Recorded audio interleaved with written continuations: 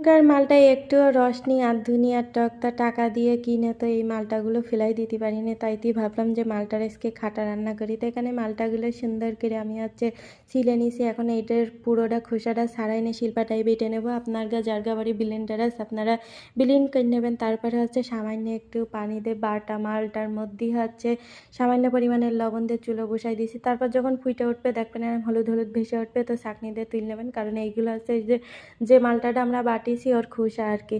তো তারপরে কিছুক্ষণ পরে আমি কুড়াটা নামাই নিয়েছি। এখন এটা তেলের পর দিতে হবে, তাই তো আলাদা একটা কুড়াই নিয়েছি, তার মধ্যে সামান্য পরিমাণে সয়াবিন তেল দিয়ে এখানে সর্ষে দিয়ে দিছি। আর সর্ষে দিয়ে কিন্তু লাফাতি লাফাতি চুলা পাশেতে দূরে চলে যাবেন, নাহলে কিন্তু আপনার গায়ে কন্তে কন্তে শস্য বর্ষিতে হবে, আপনারা নিজেরাও টের পাবেন না। তারপরে এখানে খাটাটা দিয়ে এর মধ্যে চিনি দিতে হবে, চিনিটা আপনার গা পছন্দ অনুযায়ী। তারপরে লবণ দেখতে নেবেন, দিকে জ্বালাই নিলেই আর কি রেডি হয়ে যাবে দেশি